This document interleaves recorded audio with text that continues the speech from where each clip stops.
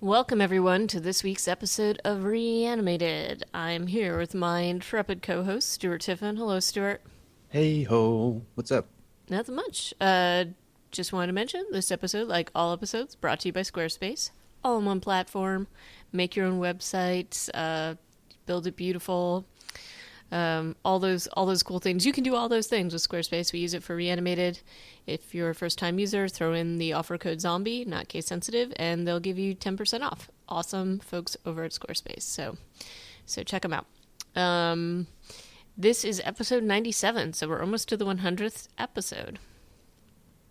And what Yeah, are we that's gonna. talking about? What are we talking about today? Well, I mean, for episode 100, I'm pretty sure we're gonna have to have punch and pie. I think so too. Yep. Yeah. But I guess for this episode, for old 97, we're just talking about some zombie news, and then we're gonna go into a review of two of the episodes out of season 4 of The Walking Dead, and our continuing review of that awesome season of television. Right. So you found sort of a little tidbit from one of the sort of prop masters of The Walking Dead, and this, I don't think it's really surprising, but it's talking about what would be the best weapons in a zombie apocalypse. So I guess if you can get your hands on them, guns with silencers is Well, the best one, I guess. this is the opinion of the guy who handles all the weapons in The Right. Walking Dead, but I honestly don't think this is. I mean, yeah, okay, he does pay attention to the fact that bullets are rare, and he talks about we're gonna see a lot more melee weapons. Bullets are a finite instrument in our world, and we need to make sure that each character can only use so many. Hmm. I mean, if that's something they actually talk about on the set of the show, I have no idea why they're always firing on full auto when they have the option No, not I to. know. And It I seems a know little this is a strange, right? this is an old song that I've sung so many times before. But if this, I'm just seeing this quote from a guy who's involved in the production. I'm like, well, okay, so you're aware that, yeah, where are these guys getting all their bullets? Especially having just watched the episodes that we have, Hmm. there is so much shooting going on, and it's not like anybody's. I mean, maybe there's a scene that didn't make it into the show of somebody just cranking out new rounds, like Right. filling shells, but I kind of doubt that that's the case. Yeah, but so they're saying get yourself an AR-15 with like a 12 times zoom scope and a silencer on it. Yeah, but then I think he also tries to make up for it by saying, like, if you want close range weaponry, he goes into the usual suspects. So, like, the katana, like a staff, spears, and all that kind of thing that we see people using all the time. Um, and while I think that that puts you in a little bit more danger because you have to be at close range, I think in the world that we're looking at, it makes a lot more sense anyway. Because this isn't something you need to reload all the time. But you obviously have to be strong enough and fast enough to be able to survive an attack. And it certainly isn't going to help you too much in a swarm, although we have seen people survive that here. Yeah, I um, I'm honestly more and more of the Walking Dead that I watch convinced that spears are probably the way to go. Yep. Something with like a good 4 or 5 feet on it that you can, because all this like stabbing things in the head when they're on the floor already, like the finishing move, or Yeah. and they make a lot of they do a lot of attacking with knives on this show. Like you run up, you grab your knife out of your belt. It's you got like a 3 inch blade on it, and then you get your hand right up into a zombie's face to stab it in the head. And maybe that's just faster than everybody has like a 4 or 5 foot length of steel in front of them or whatever. Right. But I still wish that we could see them bringing in the Lobo from World War Z, oh which sure, was yeah. the sort of axe pike type thing that they created to take out in the swiftest and most lethal way possible, or least The lethal way, I guess. highest, yeah, the highest kill to resource ratio Right. available. And it is a little, I mean, I do think it's a little strange that they haven't come up with some of these things just because, you got a pretty wide range of people who are using these weapons. You want to probably come up with something that a lot of people can use.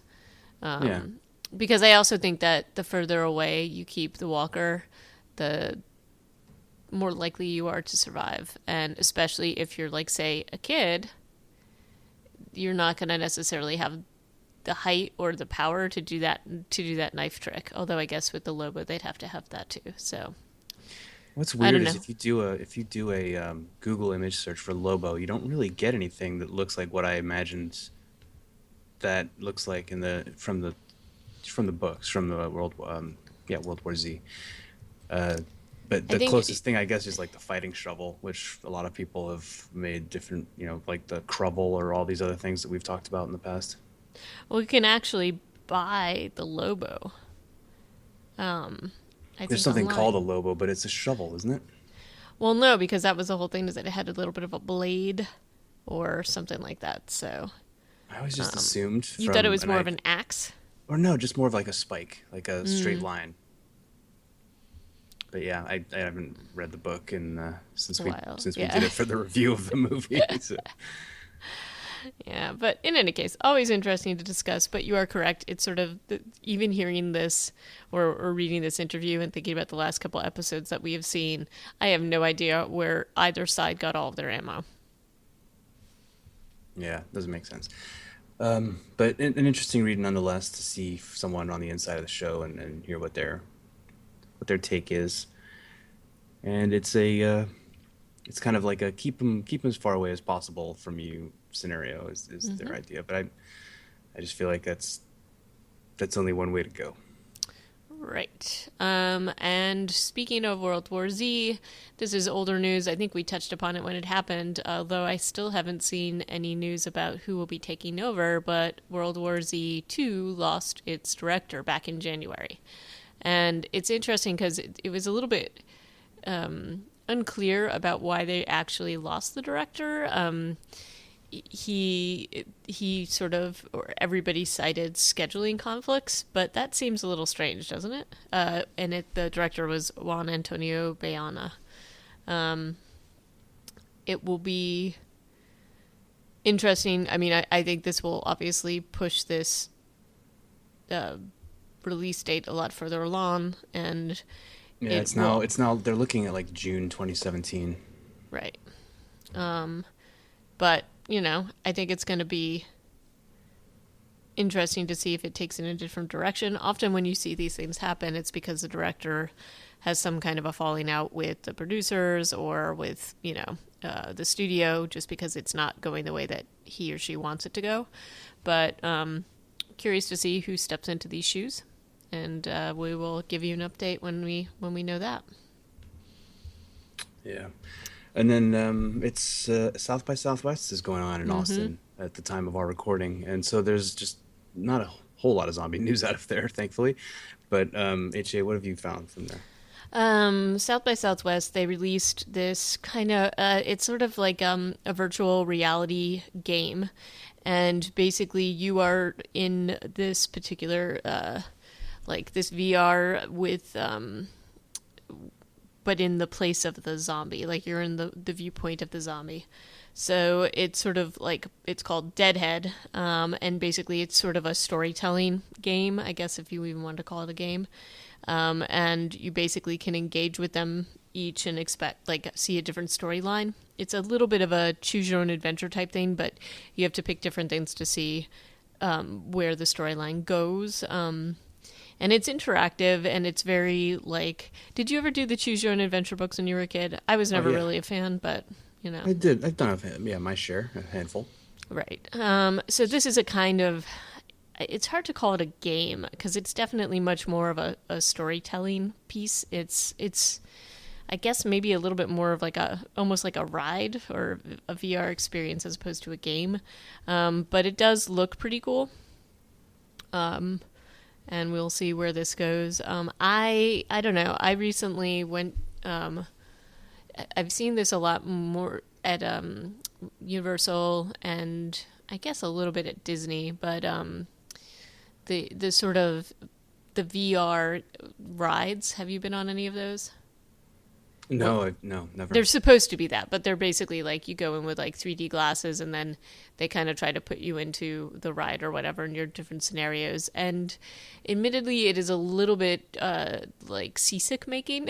So I'm curious to see how this technology develops. I think it's super cool. Probably we'll see a little bit more progress with this, and it's just going to get better and better. I will be curious to see if we get to a Ready Player One state of virtual reality, but it is chugging along, and some of the visuals from this do look excellent. Would you try it out? Yeah, I'll try anything once. VR is obviously going to be a huge kind of sea change in the way we experience media like this. So it'll probably be a little rough, but it could be a whole new genre. But this is why other people are investing so much into it, like Oculus Rift with Facebook. Samsung has something too, like it, and Google does. But it's all like sort of at that. I feel like it's going to make a huge leap in the next couple years, and so they're all preparing for that. So it'll be cool to see what else they come up with. Hmm. So that is it for some zombie news. Are you ready to go into our review? Oh, here we go.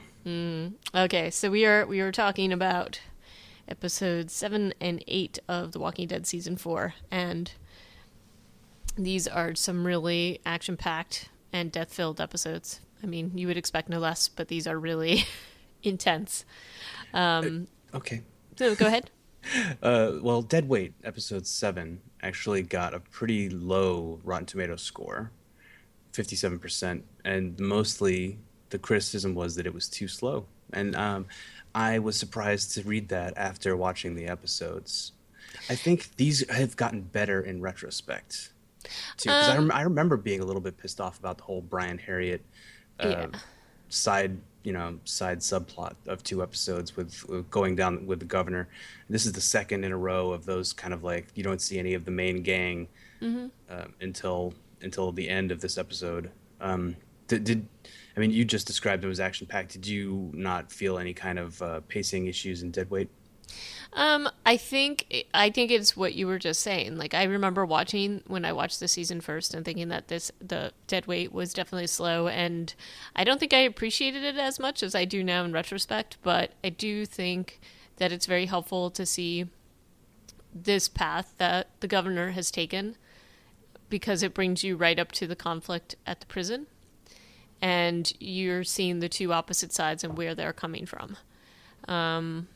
I did feel like it was action packed, but not in the way that you normally would describe that. I guess in terms of seeing where the characters are going, seeing how easily the governor still plays the dynamics of people. Like he's clearly a very smart person who is able to manipulate feelings and groups of people, and I personally thought it was kind of cool to see this because you didn't see exactly how the governor got to be where he was at Woodbury, and Yeah, this I feel lays that right down, and you're like, okay, it so makes this it look is so easy, honestly. he does, but it's so calculating, and he is really good at showing like two sides of the coin when he wants to. And I mean, you see a little bit of it at Woodbury, like you see when he manipulates Andrea and all this other stuff. But this is really where this is a group where he has none of those. He doesn't have the position of power, and he just kind of like takes it. So And there's it's that. not like a totally it's an yeah, I agree, it's a very interesting episode because it's not like he just has to kill the leader and then takes over because No, he's a new guy, so he kills right. the leader, then another guy steps up and takes leadership, and then he waits a while, tries to leave, comes back, then has to kill that guy, and then finally he can take over and become the governor. So to me it's a very interesting progression for his character, and the kind of the unwillingness despite the fact that him killing Martinez. I mean, I've seen a quote from, is it David Morrissey? Yeah. or is that the guy from the Smiths? I can never remember. No, no, that is David Morrissey. David More Morrissey. just Morrissey, Right. Sorry. So or I he's guess Stephen Morrissey if you really want to piss that singer off. But go ahead. okay. So Morrissey has was saying like the reason why he killed Martinez, like in an interview, he's like as soon as the guy admitted that he didn't think he could keep the camp safe, or Hmm. he was like, well, I'll do my best or whatever. The governor or Brian decided that he had to kill him. But it doesn't. It seems very half baked. Obviously, you kill a guy in a 30-second decision making process. It's Right. going to be a half baked concept because he kills him and then he doesn't just try to take over. He doesn't feel like the camp is safer based on his actions. He still has to try and run away and Hmm. kill Pete. It's like in a way it's good that he doesn't seem to have everything figured out. He just kind of acts on impulse. He has terrible impulse control, this guy. Oh God, he does. I also think I know David Morrissey said that, but I also think that part of why he killed him was also because Martinez was basically saying that, oh, I have to hand it to you because you're like, you have this family now. I would never do that again and all this stuff. So, yeah, it was Yeah. about keeping it safe, but it's also about the commentary from Martinez about his new Yeah. family. Which had been ongoing, like telling him Right. to fix his leaky roof and the yeah, their reunion, which is briefly kind of a flashback to the beginning of this episode, is super awkward too. Like, definitely you can see Martinez thinking about not letting him out of the hole. Yep. Martinez in their various conversations doesn't really hold anything back. He kind of just says whatever's on his mind, and the governor never says what's on his mind. And in a Right. way, neither does Rick. Like Rick is kind of similar. Yep. He's most of the time, like at the end of the next episode, Rick and the governor kind of have a conversation where Rick doesn't say anything for most of it until the Pretty end. And much.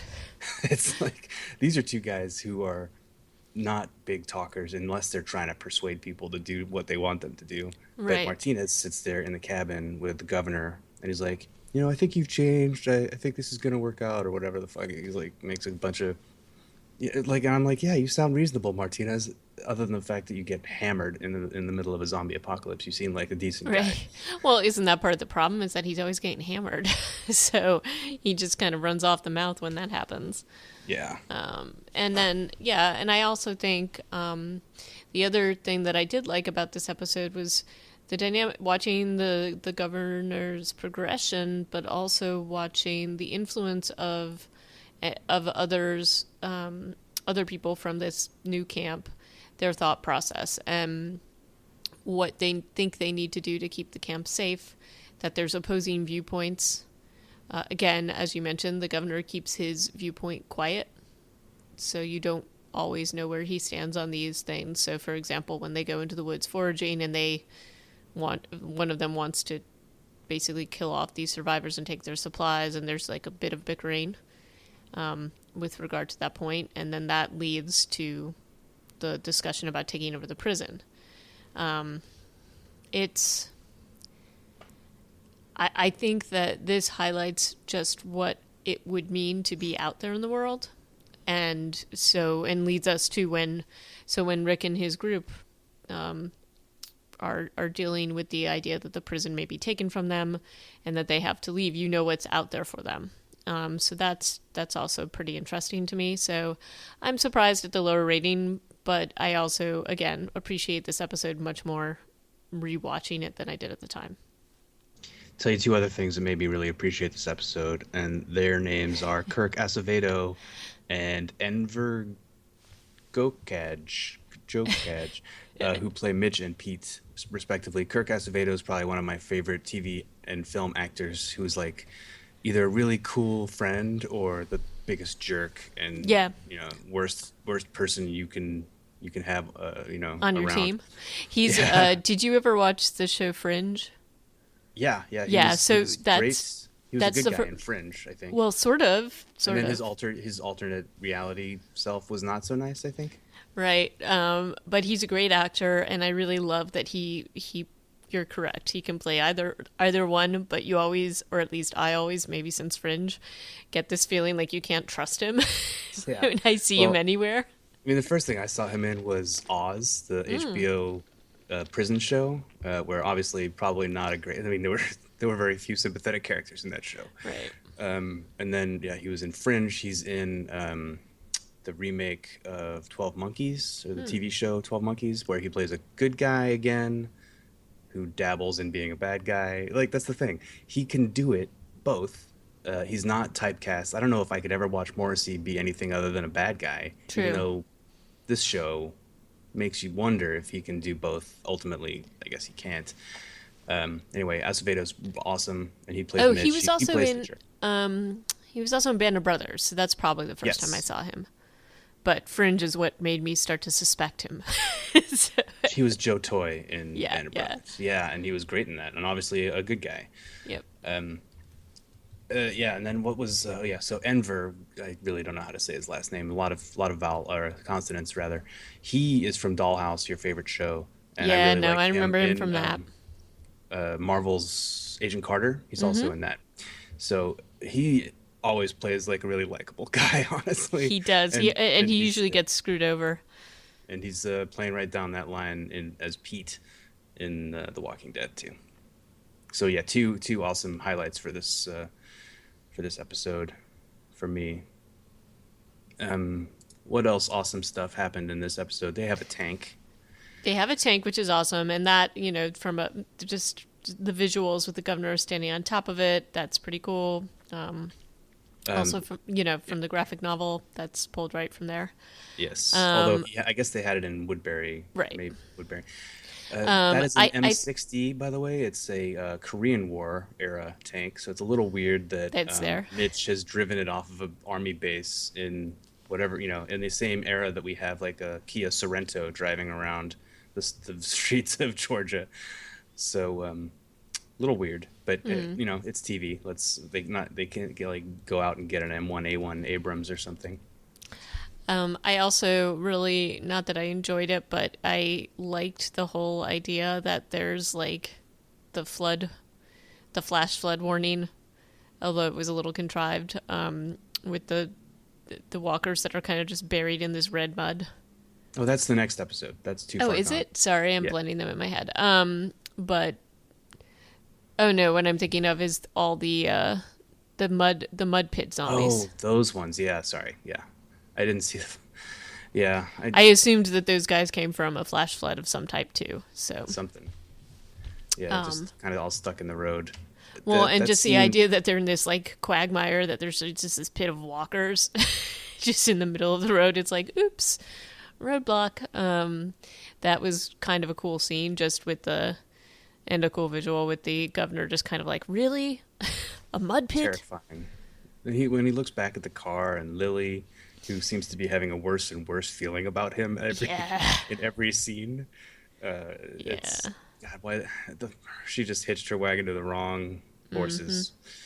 Um, Fudge. We got another cool vignette, which I never stop harping on, the survivalist cabin. Yeah. You know, kind of interesting. I'm not really sure exactly what the story is there, but there's a story with liar, rapist, murderer stuff going Mm-hmm. on. Mm-hmm. You can kind of put stuff together, but and in that scene we also have a interesting little bit of commentary slash foreshadowing Mm-hmm. when Pete is reading Richard III, Yeah, I know. It's kind of like, guys, really? Okay. famous play about a usurper. And we're there with Mitch and Pete and Martinez and the governor, all in the power dynamics of the new camp. So it's it's nice, I guess, if you're into literature. Right. Let's see what else. In this episode, the whole killing of Pete is pretty cold and disturbing. It's messed up, yeah. And then there's this whole like, And Martinez's death is fucking terrible. oh, it's horrible. And it's just sort of like, oh, yeah, he got drunk and fell into a walker pit. And then when the People just governor buy kills that. and when the governor kills off Pete, it's just like really awful. And then he goes and knocks on Mitch's door, and that whole thing where there's like blood and mud on his hands and he's just like kind of hanging out there is just, it's sort of like he's back. It's a very weird scene. Yeah, Hmm. he's definitely 100% back at that point, but he shows up and Mitch, I don't know, like Mitch's reaction to Pete being dead is a little off to me. I'm not sure that I believe that they're actually related. Yeah, but I also get the sense that Mitch is Terrible person. Not great. He's not agreed with Pete on some of Pete's leadership decisions, and so I don't. And I also think that Mitch is in a survivor mode that we have seen. And so when this is presented to him by the governor, he accepts it. So maybe he doesn't agree with it, but perhaps he's biding his time. But he seems to be in line with whatever the governor's got planned, as long as it involves raiding and stealing from other people. Yeah. When the governor tries to leave the camp and runs into the mud zombies, he tells Lily, "Pack your things. I can't lose you again." Yeah, I know. He's This, definitely putting her to the penny roll. or The penny and the yeah, his whatever his wife's wife name was. name roll. Because he says that about the little girl, too, at one point. So, Yeah. Well, he's been lying to that girl since they met, saying yeah, I things know. like, "I'll never let anything happen to you," and then, well, clearly that doesn't pan out. Nope. So anyway, I wasn't as down on this time seeing it. And maybe it's also knowing what is to come that prepped me a little bit for it, because I do appreciate the lead up and the progression. Megan has a close call in this episode too. Well, she's playing tag or it or whatever with Tara, and tries to play tag with a zombie. And Tara pulls all of its leg skin off Yep.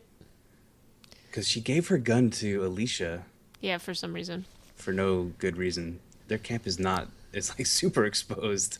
Their And camp obviously is it's- just not a good place. I just no. don't. It's sort of weird, but This is a curious thing. Like they've got gas to move all these vehicles because they moved them in the next episode on their way to the prison. So why haven't they gone somewhere more defensible than a field? right. I mean, it's great that they've got these pits that the zombies can fall into. Although you don't ever see the backhoe or whatever it is they've been using to dig those. Right. Um, But obviously the perimeter isn't complete, and they keep like, it seems like every other minute there's like a walker coming in there. So I don't think that this is the best place for them to be, and it does surprise me that they haven't found something a little more secure. And obviously the governor and Martinez both know that it's possible. You just find like a weird little town and put up barricades. That seems to be knowing that worked before. Obviously it didn't when Woodbury got run over, but well, he did that. I know. Yeah. But still, like, from a defense perspective, it seems kind of odd. Yeah. But yeah. So there's that going on. Yeah, but by the end of this episode, he's running meetings. I mean, actually, right before the it zombie gets into the camp, he's running a meeting in his like fatherly governor way, like saying, checking in on all his departments, making sure they got the bullets, the perimeter's secure. Somebody tells him, and then there's a zombie in the camp, so he must be. He's dealing with buffoons. Well, the other piece of it that I really enjoyed with this episode is the unease of the other people in the camp. Like, they're willing to let him take over, but there is definitely an uneasiness, almost like, okay, we're gonna let you take over because we're also a little bit scared of you.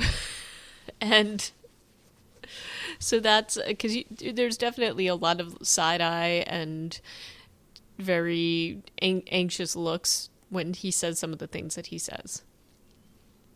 Yeah. So- They've so- lost two guys in like a day, so Right. based on at this point, or I don't know, Pete was probably in charge for more than a day, but they Didn't lost feel like Martinez that. and Pete really quickly. Yeah, it's absurd that he's able to take leadership this fast. I mean, we don't really know how much time has passed because Tara and Alicia are now like a couple. Yes, and that must have happened pretty quickly. So, but yeah, it's interesting to then take it full circle, and you see him scouting out the prison, and you knew that it was only a matter of time before he would circle back to that way of thinking. Especially once he's gone back to governor mode. Yeah, Yep, like Yeah, kind of and picking that's- up where he left off. yeah. So that episode had an audience of 11.29 million, probably one of the smallest audiences for the season so far.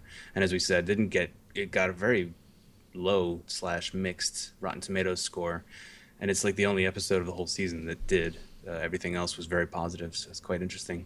And I think you and I are in agreement that it's in retrospect much better. We remember it maybe being not great, but it works. And a lot of that, I think, also has to do with how the show has gone since, and how the governor is really one of the only excellent villains Right. in this show because nothing else has really come close. The No, it wolves definitely are hasn't. very one-dimensional to me. Negan hasn't really materialized enough yet to make a judgment, and the Terminus people were kind of like, I don't know, they were okay, but they were pretty short-lived. Frankly, it was like 3 episodes and they were out. So Well, and they also didn't make total sense to me, but okay.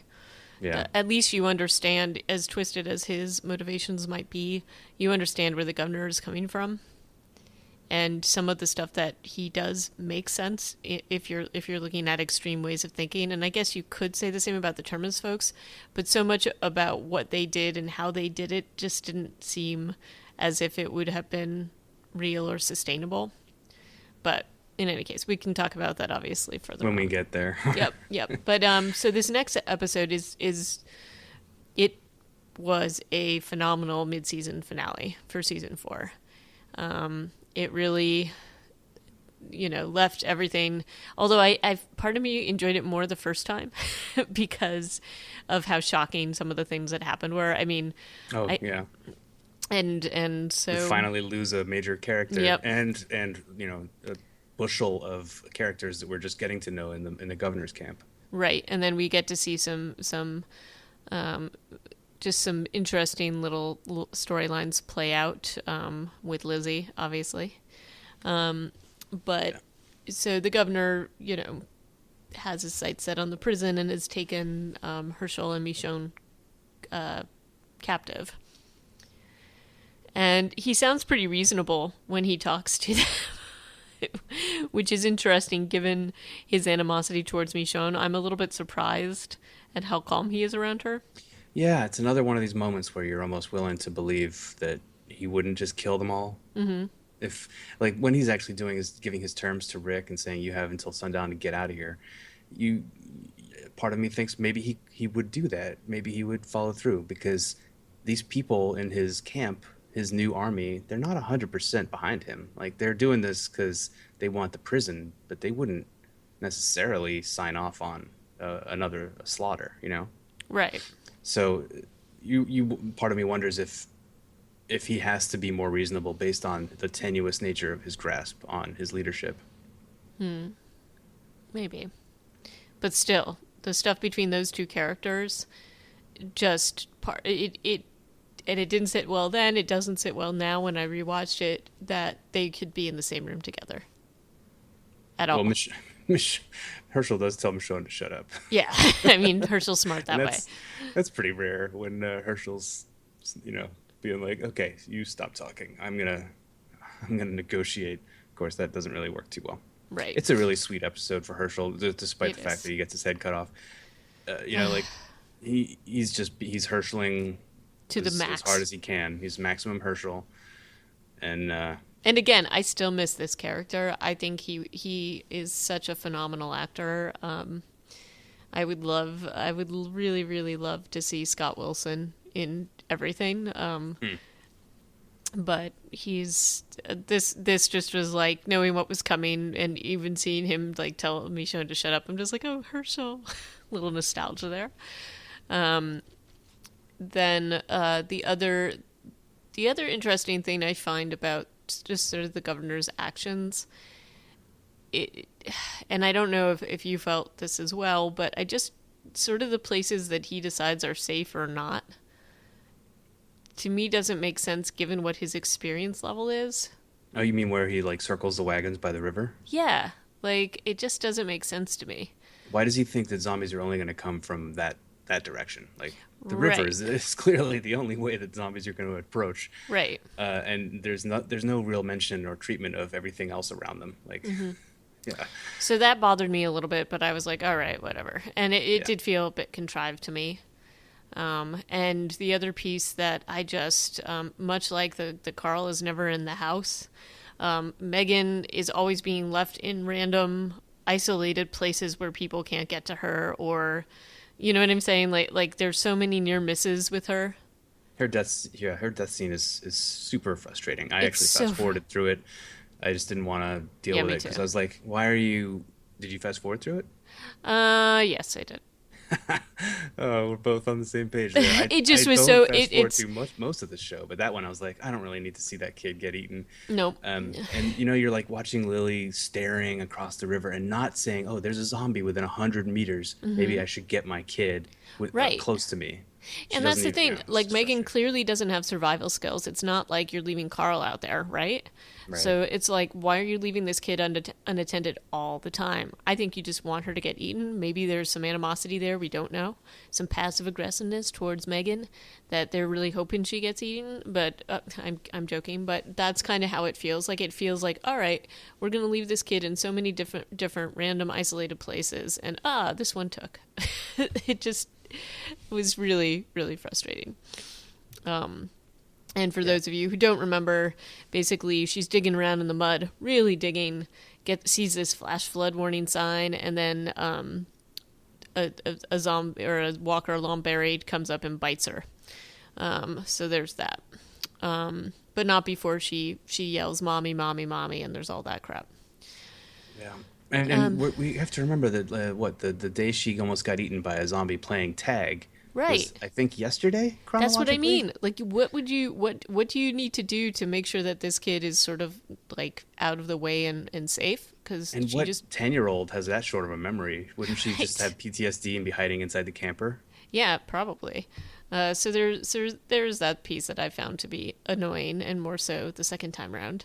The other thing that I thought was that just kept and it bothered me at the time too, is that so at the prison we've got a lot of sick people, and what I kept thinking about was the fact that the governor is going to try to take over this place that has been the site of an outbreak. Thus far, we haven't seen that within his camp. It's true. And Yeah. so all I kept thinking was like, okay, well, you're going to march in and take this prison, but you are totally going to be exposing yourself to this pathogen or whatever it is. So anyway, just throwing that out there Yeah. as one of Another way that that plays out is again with the short time chronology here. We right. see Glenn is like talking but still lying down. Mm-hmm. The day that Michonne and Herschel go out to burn bodies is what, the day after, if not the same, later the Right. same day as they get back with all the veterinary supplies. Yeah. So all these people who were on death's door, if not 24 hours ago, like Are now maybe on maybe at most 36 hours ago, are now like in any position. Are any of them like healthy enough to do anything around the prison? And we see one. Remember, I was asking for some stage, some what is it, scenery, dressing, other extras to be wandering around the prison yeah. during the plague. We have one other guy I in know. this episode. The people who get on the bus notwithstanding, there is one other dude in the prison who puts up a fight, who participates Mm-hmm. in the defense. Of But it's course, he just him. dies. Mm-hmm. But I was just like, well, okay. Well, I mean, I know that it's expensive to have other people and just bring them onto the scene, into every scene, just for the sake of making the prison look more populated. But it seemed annoying. It is annoying, and also, well, they don't have a problem with all the extra walkers they have to bring on. How much could it possibly cost just to have a couple extras run around the prison?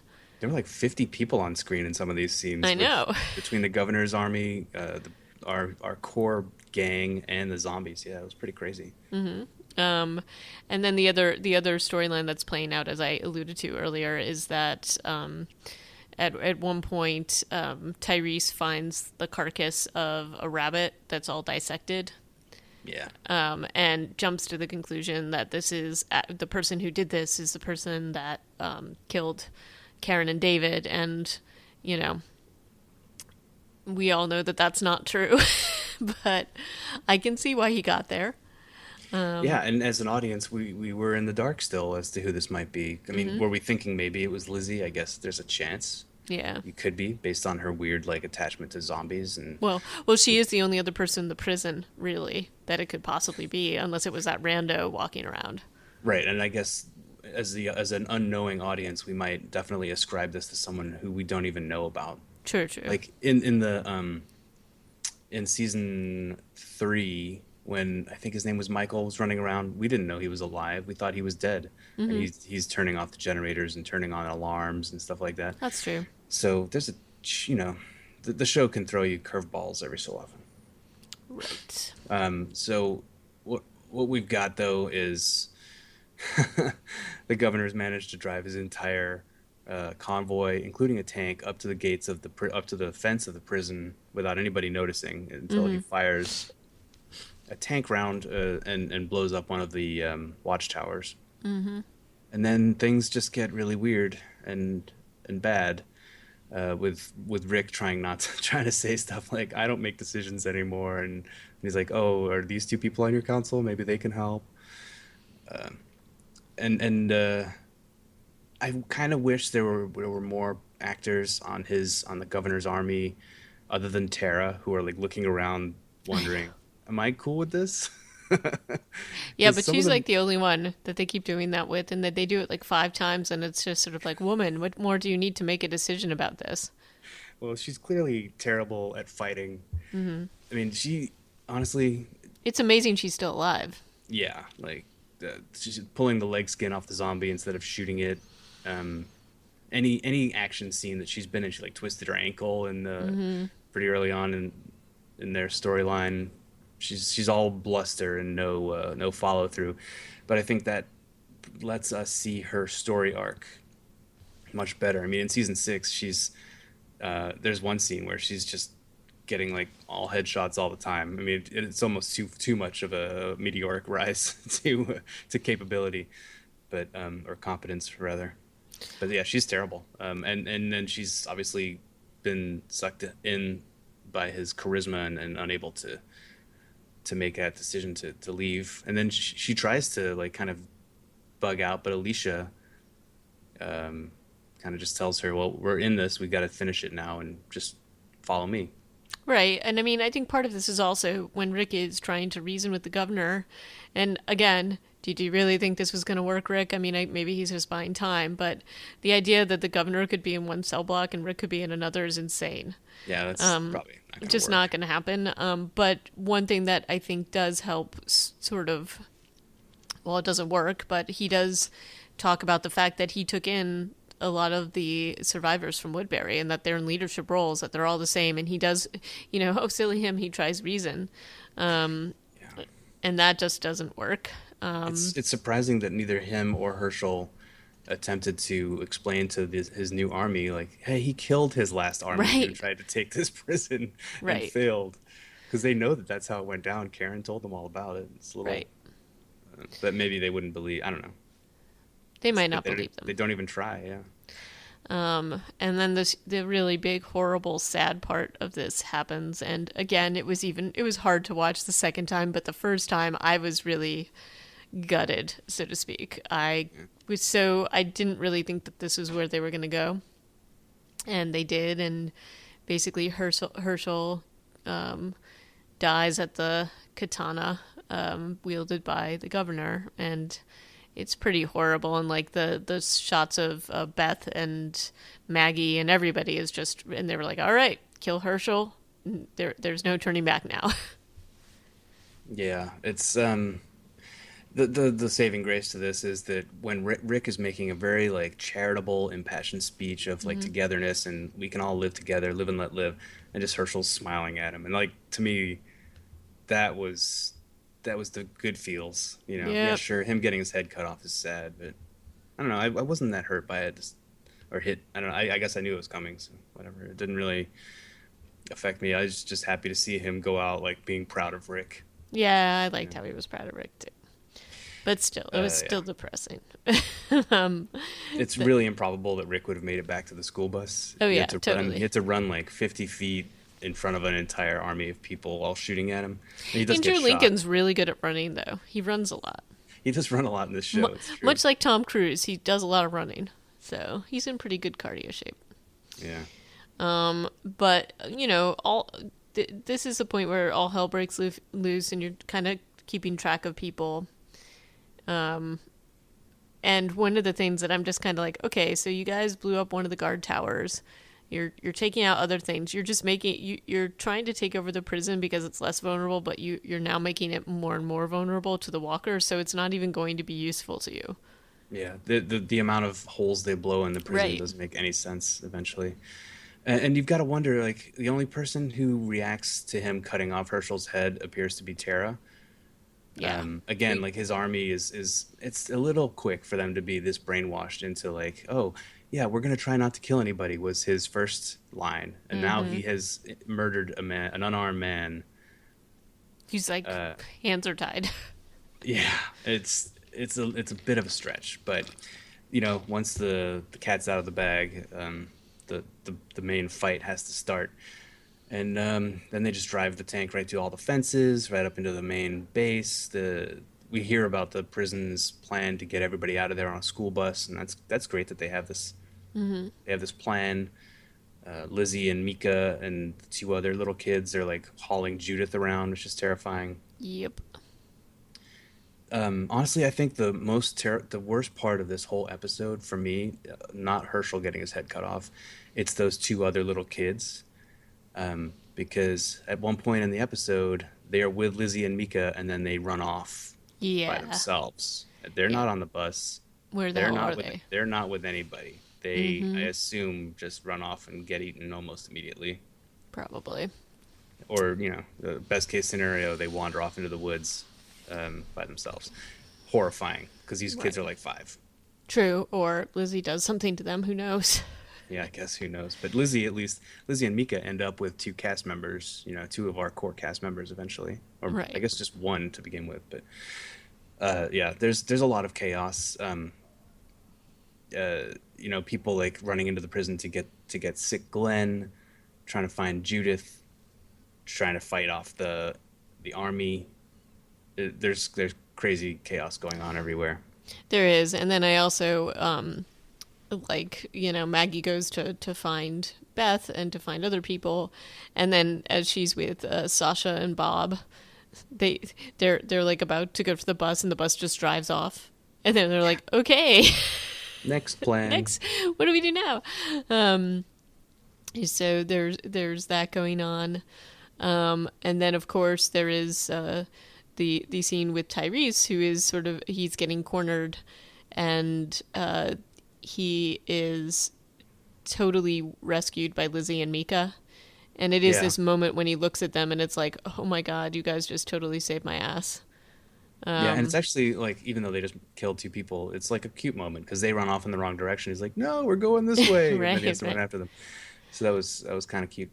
Daryl, as always, just is being a I have badass. a feeling that Daryl kind of off screen kills the majority of the army It seems like he does, right? because by the time Alicia and that other guy are killed, it's just the tank and those two.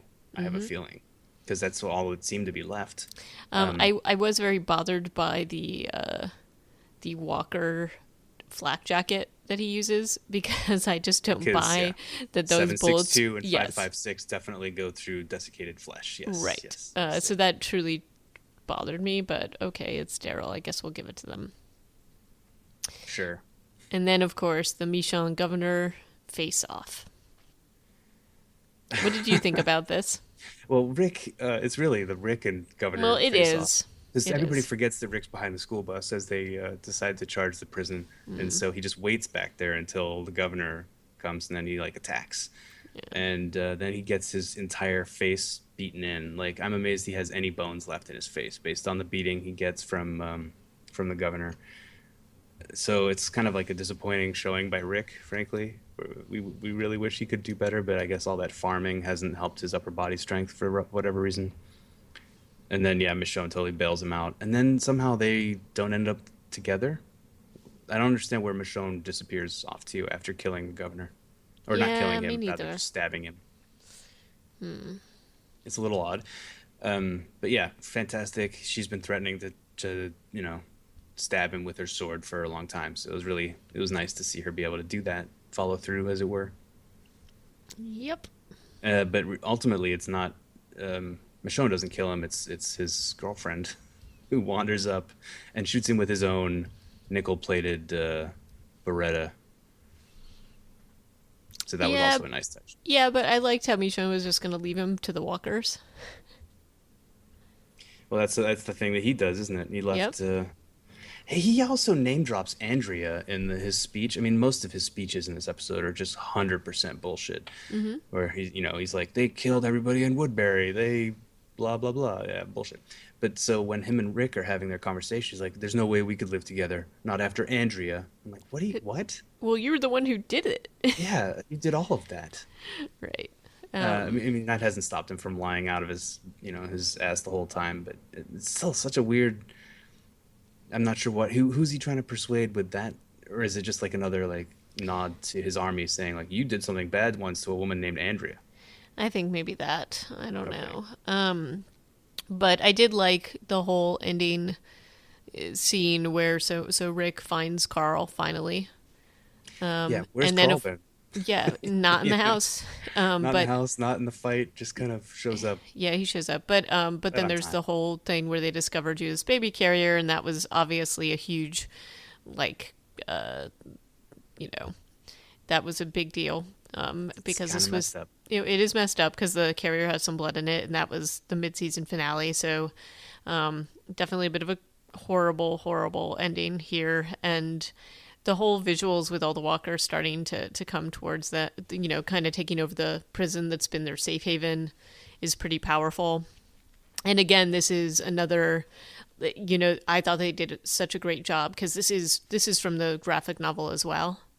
The scene with Rick and Carl running away and the prison being overtaken. Obviously, different timeline in the graphic novel, but I thought it was pretty cool that they brought that into this. And also, I liked seeing that crazy woman walker that Rick had met in the woods. Was that her? I thought that might have been her, but Yeah, I because she what had the I weird didn't. jacket on, Clara. Yeah. So Wow, he seeing just her, left her to be a zombie? I guess so, but that is sort of an interesting little. You figure out what happened to her. I'm shocked he did too, but that's what she requested, isn't it? So that she could be with her Walkerhead husband. I don't know. Yeah, but who would actually do that? It's nuts. Okay. Right. So anyway, I thought this was such a great mid-season finale. I enjoyed it. I was, just as sad as I was to see Herschel go, I was also sad to see the governor go. Even though I know you can't just keep having him there forever, because then he just becomes kind of a ridiculous villain. But I thought this, to me, he's been the best villain in the entire series. Yeah, maybe aside from Michael Rooker, who there's something really fun about having a villain who comes into the fold, but you still can't really trust him. And I Mm, guess they were kind of doing that again with the governor, but um, Merle was another quality villain for this show for sure. right. Oh, and one thing we didn't mention is the whole scene between Lily kind of walking up with the body of Megan. Yeah, it's another super messed up Yeah, scene. it's pretty messed Like, up. oh no, look, the girl that he's been promising to never let anything happen to her has Right. been killed while he's been off on this thing. How's he gonna react? Oh, he's just gonna do that. Oh, that's insane. Okay. Yeah, but at least he's not keeping her in a closet and brushing her hair like he did to Penny. Right, he's really grown as a He's person. grown. He knows that there's no going back at this point.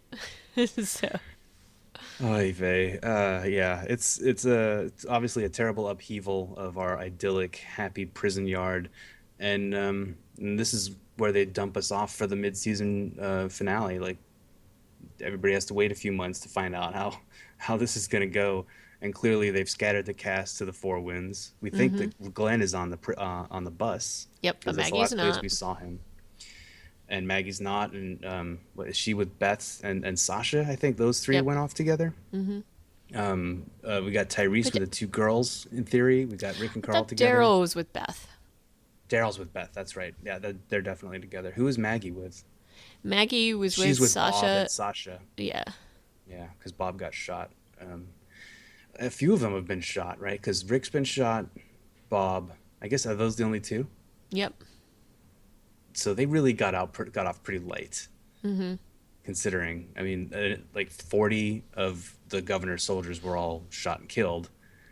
and only Herschel was killed and one other nameless prison defender was shot in the back. So frankly, it's a little one-sided of a fight. That was the thing. Like suddenly there's only like two attackers left, and I'm pretty sure the majority of them were killed off screen. Hmm. So By Daryl. if I'm gonna yeah, well, I'm assuming by Daryl because he was the closest to them. Right. If I have a weird like retrospective nitpick on this fight scene, it's that it's Yeah, like okay, agreed. how did they all where what Yep. so and here's the thing, like again, I keep going back to this idea of this group of people not being professional soldiers. Maybe one or two of them were ex-military, and not really 100% down with the governor. Why would they have kept charging after they lost even 10% Right. of their number? Like the first five of them get shot, I'm pretty sure these guys would all be like, "Nope, I'm out." Because Yeah, I what's in it agree. for them to keep going forward at that point? True. And as we said, because you've now made the prison not safe, the whole reason for even doing it is gone. So, yeah, I agree with you. But still looking forward to looking at the rest of this season. It's still my favorite season. That's still holding true, and I think that I've been really enjoying watching all of these again. Yeah, for sure. And we've got kind of a tortuous reunion trail ahead of Yes, us. I It know, I takes know. takes a long ass time to resolve, but hey, we're in it. This We're in was it the to high point of it, though, I think. yeah, I think so too. And it's in a way it's nice to put the governor's story arc to bed because that's been hanging out over our heads for a while. Even though he's a good bad guy, you know, they did a good job with his whole storyline. A lot of the criticism for the season that was out there at the time was he didn't need another half a season to finish his storyline. They just like I guess that was kind of the criticism was bringing like letting him linger out there and not just ending that storyline at the end of season three. Yeah, but I enjoyed his involvement, so you know, I Yeah, can see why they wanted you to see a little bit more because the backstory of the governor has always been a little bit mysterious. I think he is one of the more successful villains, and just even seeing the dynamics of what's going on with survivors out there is very cool. yeah, with that other camp that they run Yep, into. Yeah, yep. So I don't really agree with that criticism. And I also think you need some sort of a catalyst to get the group out of the prison. And he's probably the best thing they got going.